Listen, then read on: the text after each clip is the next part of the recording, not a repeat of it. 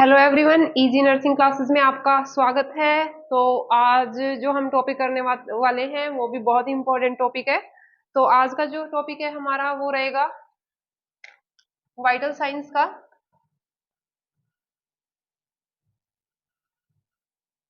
एक से जो दो क्वेश्चन होते हैं वो इस टॉपिक से जरूर पूछे जाते हैं, वाइटल साइंस से।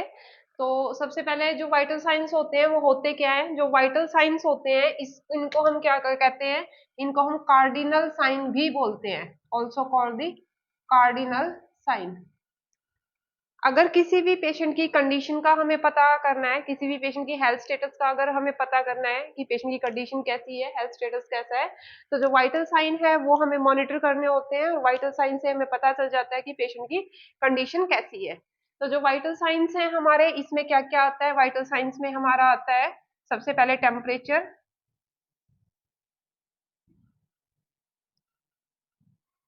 Pulse, respiration and blood pressure. And the fifth vital sign is the pain. जो पेन है वो फिफ्थ वाइटल साइन है हमारा। तो इसमें क्या होता है? जो नॉर्मल टेम्परेचर होता है हमारा, हमारी बॉडी का, दैट इज 36.5 टू 37.5 जो होता है वो बॉडी का नॉर्मल टेम्परेचर होता है। 37 डिग्री सेल्सियस जो टेम्परेचर होता है वो हम बॉडी का नॉर्मल टेम्परेचर मानते होते हैं। जो पल्स होती है normal, that is 60 to 100 beats per minute normal होती है। रेस्पिरेशन जो होती है वो 12 to 20 breath per minute. BP हमारा होता है नॉर्मल 120/80 mmHg, नॉर्मल बीपी होता है। तो सबसे पहले जो वाइटल साइंस है इसमें सबसे पहले हम डिस्कस करेंगे टेम्परेचर के बारे में। तो जो टेम्परेचर हमारा नॉर्मल होता है दैट इज 36.5 टू 37.5 जो है वो नॉर्मल टेम्परेचर होता है। और जो टेम्परेचर होता है वो दो तरह का टेम्परेचर मेजर करते होते हैं हम। एक होता है हमारा कोर टेम्परेचर, एक होता है हमारा सरफेस टेम्परेचर। जो कोर टेम्परेचर होता है वो हमारे स्किन का या सबक्यूटेनियस फैट टिश्यू या फैट जो होती है उसका जो टेम्परेचर होता है हमारा, वो होता है सरफेस टेम्परेचर। और जो कोर टेम्परेचर होता है वो होता है हमारी बॉडी का इनसाइड टेम्परेचर, जैसे कि किसी भी कैविटी के अंदर टेम्परेचर है, like the oral temperature, rectal temperature. इसके अलावा हमारा, अगर हम अंदर यूरिनरी ब्लैडर के अंदर टेम्परेचर देख रहे हैं, वहां का टेम्परेचर, टिम्पैनिक टेम्परेचर हमारा जो होता है। तो ये जो टेम्परेचर होता है हमारा सारा का सारा क्या होता है? कोर टेम्परेचर होता है, जो हमारी बॉडी के अंदर कैविटी के अंदर जो टेम्परेचर हम मेजर करते हैं। और जो सरफेस टेम्परेचर होता है वो स्किन का टेम्परेचर होता है हमारा। और सबक्यूटेनियस टिश्यू या फिर फैट का जो टेम्परेचर होता है दैट इज सब सरफेस टेम्परेचर। जो कोर टेम्परेचर है इसमें हमारा आता होता है कोर टेम्परेचर के अंदर ओरल, रेक्टल, टिम्पैनिक, ये ईयर से लेते होते हैं टिम्पैनिक टेम्परेचर जो होता है। इसके अलावा यूरिनरी ब्लैडर,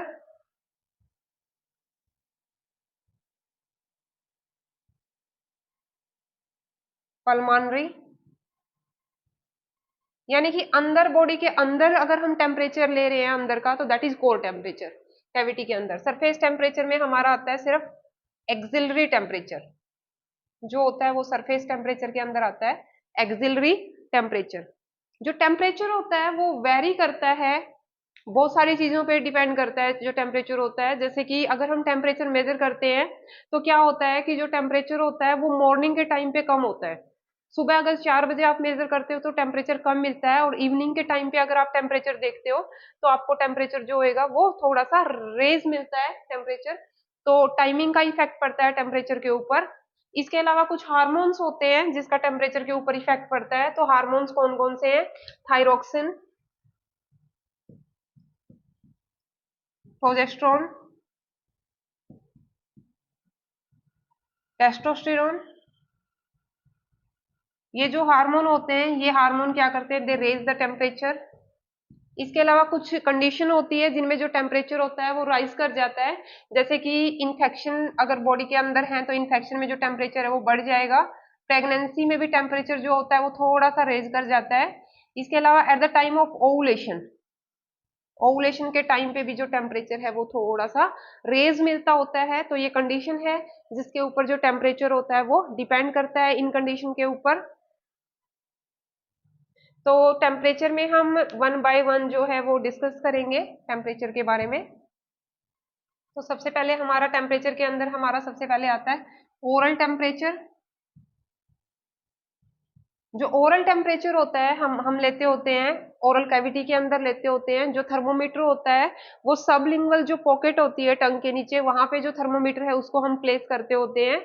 और ओरल टेम्परेचर अगर हम ले रहे हैं तो ओरल टेम्परेचर में हमें इस चीज का ध्यान रखना होता है कि 15 टू 30 मिनट्स हमने कोई भी कोल्ड या फिर कोई भी हॉट चीज ना खाई हो या फिर पी हो, क्योंकि उससे जो होता है वो टेम्परेचर के अंदर वेरिएशन आ जाती है। तो जो ओरल टेम्परेचर होता है ये हम क्या होता है जो ओरल टेम्परेचर है कॉन्शियस पेशेंट के अंदर ले सकते हैं। और इसकी जो कॉन्ट्राइंडिकेशन होती है, बच्चों में हम ओरल टेम्परेचर जो 5 साल से छोटे बच्चे होते हैं उनमें ओरल टेम्परेचर लेना मुश्किल होता है, क्योंकि जो थर्मोमीटर है बच्चा उसको बाइट कर सकता है, या फिर ओरल सर्जरी हुई है उस केस में भी जो ओरल टेम्परेचर होता है वो लेना कॉन्ट्रा इंडिकेटेड है। इसके बाद जो ओरल टेम्परेचर है, ओरल टेम्परेचर के बाद हमारा आता होता है एक्सिलरी टेम्परेचर। जो एक्सिलरी टेम्परेचर होता है वो एक्सिला में रखते होते हैं, थर्मोमीटर का जो हमारा बल्ब होता है उसको एक्सिला में प्लेस करते होते हैं।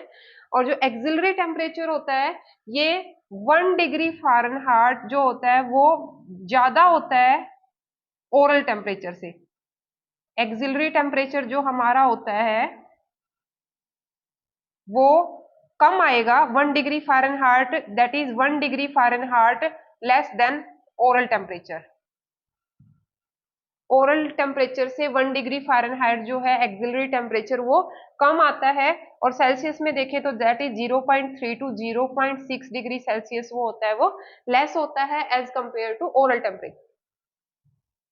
इसके अलावा जो एक्सिलरी टेम्परेचर है तो हमें इस चीज का ध्यान रखना है कि जो एक्सिलरी टेम्परेचर है अगर एक्सिला के अंदर स्वेटिंग हो रखी है या फिर प्रॉपर आपने प्लेसमेंट नहीं की है बल्ब की, तो जो एक्सिलरी टेम्परेचर है उसमें जो रीडिंग है वो उसमें वेरिएशन आती है। लेकिन जो एक्सिलरी टेम्परेचर होता है दैट इज द जो मेथड होता है axillary method, that is the most preferable method होता है ये टेम्परेचर लेने का। इजिली ले सकते हैं हम, कोई इसकी कोई अदर कॉन्ट्राइंडिकेशन नहीं है, इजिली जो है हम टेम्परेचर को मॉनिटर कर सकते हैं एक्सिला के अंदर। ठीक है, तो it is the most preferable method to take the temperature. इसके अलावा एक्सिलरी के बाद हमारा आता है रेक्टल। जो रेक्टल टेम्परेचर होता है उसमें रेक्टम में हम थर्मोमीटर को प्लेस करते होते हैं। तो ये इतना कन्वीनियंट नहीं होता है पेशेंट के लिए रेक्टम में प्लेस करना, तो इसीलिए जनरली हम रेक्टम से लेते नहीं है। लेकिन जो रेक्टल टेम्परेचर होता है ये सबसे एक्यूरेट मेथड होता है कोर टेम्परेचर को चेक करने का। जितना भी हम कोर टेम्परेचर जितने भी मेथड से हम कोर टेम्परेचर है वो मेजर कर रहे हैं, उसमें जो रेक्टल मेथड होता है that is the most preferable method to monitor the temperature. तो रेक्टल टेम्परेचर के अंदर हम क्या करते होते हैं, इंसर्ट करते होते हैं थर्मोमीटर को। तो इसमें जो हम इंसर्ट करते होते हैं वो कितना इंसर्ट करते होते हैं, 1 से लेके 1.5 इंच तक हम इंसर्ट करते होते हैं रेक्टम के अंदर। टेम्परेचर को लेने के लिए अंदर थर्मोमीटर को इंसर्ट करेंगे 1 टू 1.5 इंच तक इंसर्ट करेंगे। इसमें कॉन्ट्राइंडिकेशन है, अगर किसी की रेक्टल सर्जरी हो रखी है उसमें हम नहीं लेंगे। पेशेंट को हेमरॉइड है उसमें हम अवॉइड करेंगे। पेशेंट को अगर ब्लीडिंग हो रही है, रेक्टल ब्लीडिंग है, तो उस केस में भी हम रेक्टल टेम्परेचर नहीं लेंगे। या फिर कोई कार्डिक पेशेंट है या एमआई का पेशेंट है, वहां पे भी जो रेक्टल टेम्परेचर है वो हम नहीं लेते होते हैं, क्योंकि ये क्या करता है वेगस नर्व को स्टिमुलेट कर देता है और जिससे कि it cause the डिसरिथमिया in the heart. तो वहां पे भी हम अवॉइड करते होते हैं रेक्टल टेम्परेचर को। अगर सेंटीमीटर में देखें तो 2.5 टू 3.5 सेंटीमीटर जो होता है वो हम इंसर्ट करते होते हैं थर्मोमीटर को रेक्टल टेम्परेचर के अंदर। इसके बाद हमारा आता है टिम्पैनिक टेम्परेचर।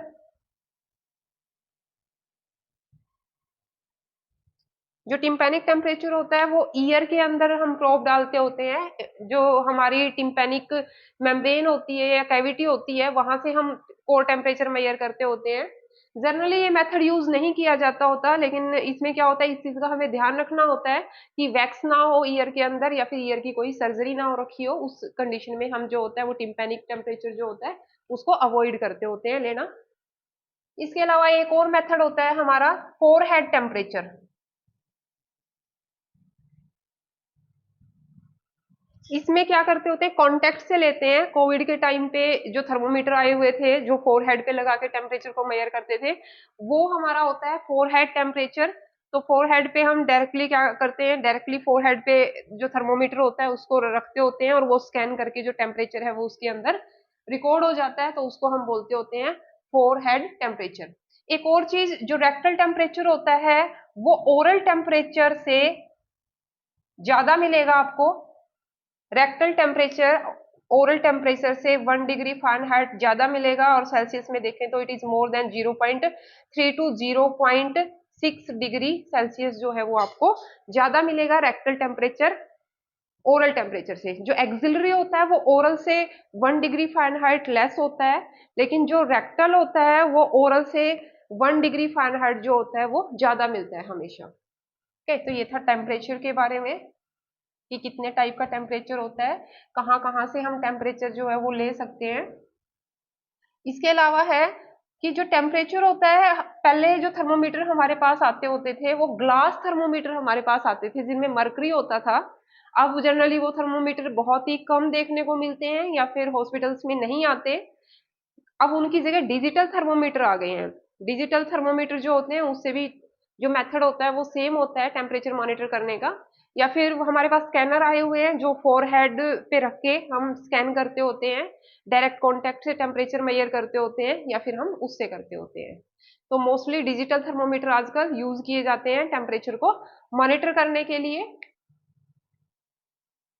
तो ये था हमारा कि कौन कौन से टाइप के जो होते हैं वो टेम्परेचर होता है, कहाँ कहाँ से हम लेते होते हैं टेम्परेचर को। एक बहुत ही इंपॉर्टेंट है कि हम सेल्सियस को फ़ारेनहाइट में या फ़ारेनहाइट को सेल्सियस में कैसे कन्वर्ट करेंगे। तो इसका जो फॉर्मूला होता है, सेल्सियस में अगर फ़ारेनहाइट को सेल्सियस में कन्वर्ट करना है तो F-32 मल्टीप्लाई बाय 5/9 ये फॉर्मूला होता है अगर फ़ारेनहाइट में दिया हुआ है और उसको सेल्सियस में हमने कन्वर्ट करना है। और अगर हमने फ़ारेनहाइट में कन्वर्ट करना है तो क्या हो जाएगा, ये फॉर्मूला जो है ये चेंज हो जाएगा, मल्टीप्लाई बाय 9/5।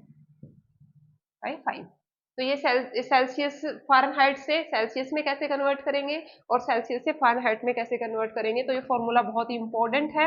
बहुत बार पेपर में पूछा जाता है या कुछ वैल्यू दी जाएगी कन्वर्ट करने के लिए, तो इससे बहुत बार क्वेश्चन पूछा गया है, तो आप ये ध्यान रखोगे कि फॉर्मूला क्या है। इसके अलावा हमारे क्या होता है, ये भी एक इंपॉर्टेंट है, method of heat loss.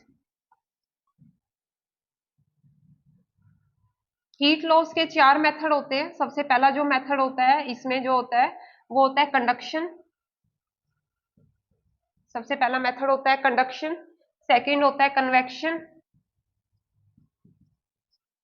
Second method he convention. Third जो मेथड होता है that is evaporation. And fourth is radiation. इनको आप समझोगे कि चारों मेथड में सबसे पहले कंडक्शन। कंडक्शन का मतलब होता है डायरेक्ट कॉन्टेक्ट। आप हीट लॉस कर रहे हो by the direct contact. Direct contact से हीट लॉस हो रही है, जैसे कि हमने एकदम से जो ठंडे कपड़े थे वो हमारा शरीर एकदम से गर्म और हमने एकदम से ठंडे कपड़े पहन लिए हैं, तो वहां पे जो हीट लॉस हो रही है that is the by conduction method. जैसे कि हॉट एप्लीकेशन अप्लाई की हमने, फीवर बहुत ज्यादा है तो हीट लॉस हो जाती है। कोल्ड एप्लीकेशन वो कर रहे हैं, हॉट एप्लीकेशन या कोल्ड एप्लीकेशन जो हम यूज कर रहे हैं that comes under the conduction method. ठीक है, जैसे फीवर है तो वहां पे कोल्ड एप्लीकेशन हम यूज करते होते हैं। ठीक है, या फिर टेम्परेचर कम हो रखा है तो हॉट एप्लीकेशन देंगे, या इन्फ्लामेशन हो रखी है कहीं पे, स्वेलिंग हो रखी है, तो इन दोनों में डायरेक्ट कांटेक्ट से हीट लॉस होता है, तो that method is known as conduction. उसके बाद है कन्वेंशन। कन्वेंशन जो होता है इसमें क्या होता है, एयर मूवमेंट होती है। जो हीट लॉस होती है that occur by the air movement. जैसे कि कोई भी रूम है वो गर्म है अभी, और एकदम से हमने क्या किया, वहां पे फैन ऑन कर दिया है, तो एकदम से कमरा है, रूम है जो ठंडा हो गया है, तो वहां पे जो हीट लॉस हो रही है, that occur by the convention method. Convention method से हो रही है क्योंकि वहां पे एयर मूवमेंट इंक्रीज हो गई है, और जिसकी वजह से जो हीट लॉस है वो इंक्रीज हो गया है। इवेपोरेशन, इवेपोरेशन में जो हीट लॉस होती है when liquid is converted into vapour. अगर लिक्विड वेपर में कन्वर्ट हो रहा है तो वहां पे जो हीट लॉस हो रही है, that method is known as evaporation. ठीक है, इसके बाद रेडिएशन का मेथड आता है। रेडिएशन जो होती है, इसमें क्या होता है कि हम एकदम से किसी भी हॉट एरिया के अंदर है और एकदम से कोल्ड एरिया में जा रहे हैं, तो वहां पे जो हीट लॉस हो रही है हमारी बॉडी से, दैट इज बाय रेडिएशन। ठीक है, एकदम से हॉट एरिया में है यानी कि अंदर हैं और एकदम से बाहर चले गए हैं, और वहां पे जो हीट एकदम से लॉस हुई है, तो that is by radiation method. ठीक है, तो ये जो मेथड होते हैं ये हमारे क्या होते हैं, हीट लॉस के मेथड होते हैं।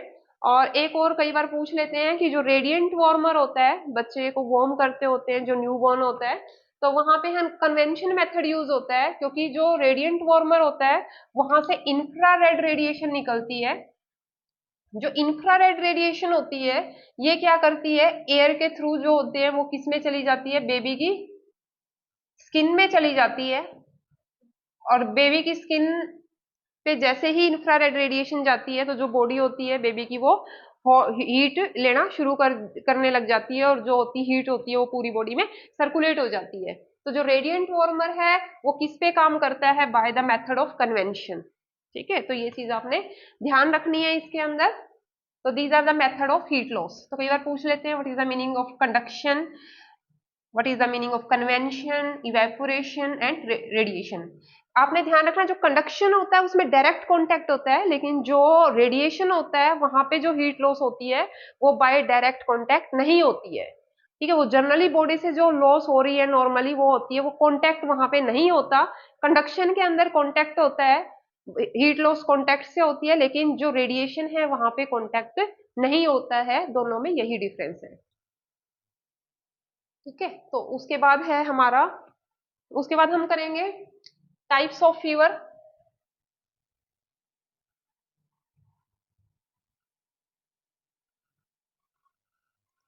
टाइप्स ऑफ फीवर में हमारा क्या है, सबसे पहले लो ग्रेड फीवर है।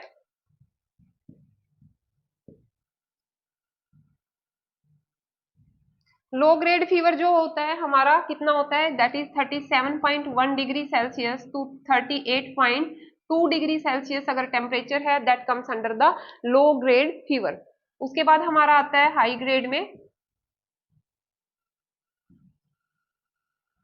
जो हाई ग्रेड फीवर होता है वो हमारा कितना होता है, हाई ग्रेड फीवर होता है वो that is more then 38.2 degree Celsius. अगर इससे ज्यादा है तो हाई ग्रेड फीवर में आता है। उसके बाद हमारा आता है हाइपर पायरेक्सिया।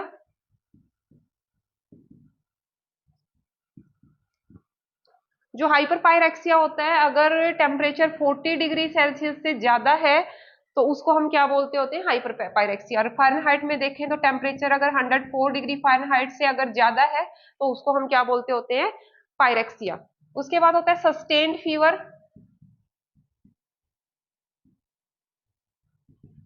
सस्टेन्ड का मतलब होता है कि कांस्टेंट फीवर है, कंटिन्यूअस फीवर है, ना कम हो रहा ना ज्यादा हो रहा। तो अगर 38 डिग्री सेल्सियस जो फीवर है वो कंटिन्यू है और इतना ही है लगातार, तो that is called sustained fever. उसके बाद हमारा आता है इंटरमिटेंट फीवर।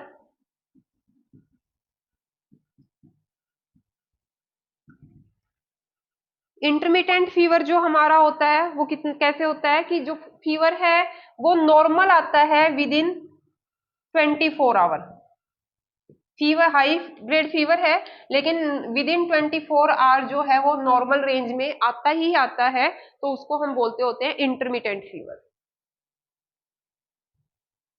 उसके बाद आता है रेमिटेंट, रेमिटेंट फीवर। रेमिटेंट में क्या होता है, जो फीवर होता है वो स्पाइक करता है 2 डिग्री सेल्सियस, यानी कि 2 डिग्री सेल्सियस या तो राइज कर देगा जितना है, या फिर 2 डिग्री सेल्सियस जो है उससे कम हो जाएगा, लेकिन नॉर्मल रेंज में नहीं आएगा। यही डिफरेंस होता है दोनों में। इंटरमीडिएट फीवर जो होता है वो फीवर है पूरे दिन, लेकिन विद इन 24 आवर एक बार जो है फीवर नॉर्मल होगा ही होगा, लेकिन रेमिटेंट फीवर जो होता है ये 2 डिग्री सेल्सियस में ऊपर नीचे फ्लैक्चुएट करता है। 2 डिग्री सेल्सियस या तो राइज कर जाता है या फिर 2 डिग्री सेल्सियस है वो कम हो जाता है, तो उसको बोलते होते हैं रेमिटेंट फीवर। लेकिन ये नॉर्मल जो होता है वो नहीं आता है।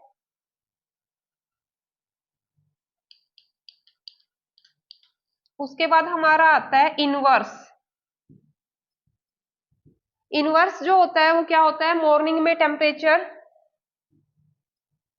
बढ़ा हुआ है और इवनिंग के टाइम पे एकदम से कम हो गया है। इवनिंग में जो फीवर है वो एकदम से कम हो गया है, तो उसको हम बोलते होते हैं इनवर्स फीवर।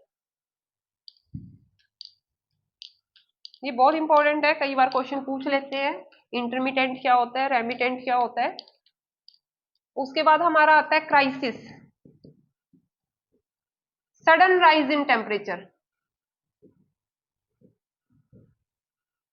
टेम्परेचर एकदम से सडन हाई हो गया है तो उसको हम बोलते होते हैं क्राइसिस।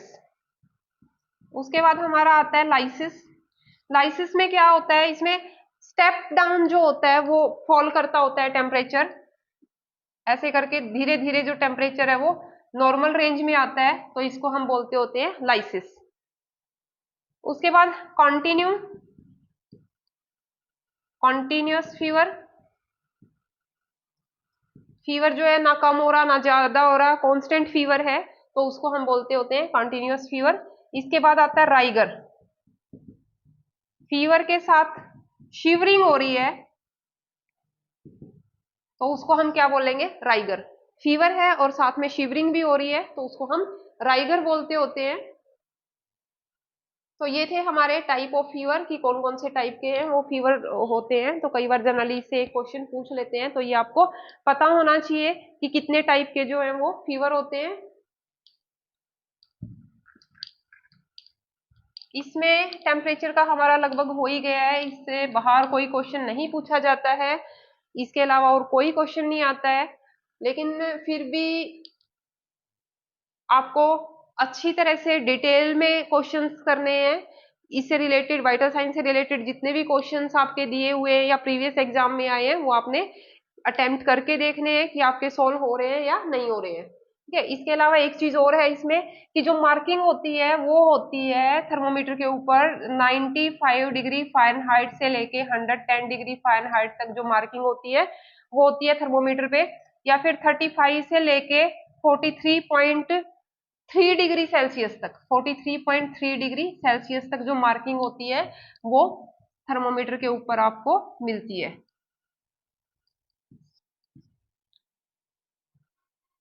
ठीक है। तो ये चीज सबसे प्रेफरेबल मेथड एक्जिला है। कोर टेम्परेचर अगर ले रहे हैं तो सबसे जो एक्यूरेट मेथड है कोर टेम्परेचर लेने का वो रेक्टल मेथड है। तो ये सारी चीजें आपको पता होनी चाहिए, इंपॉर्टेंट है। टाइप ऑफ फीवर क्या है, कौन कौन से मेथड है टेम्परेचर को मॉनिटर करने के लिए। ठीक है। तो that is all about temperature. उसके बाद हम करेंगे पल्स के बारे में। ठीक है। Thank you.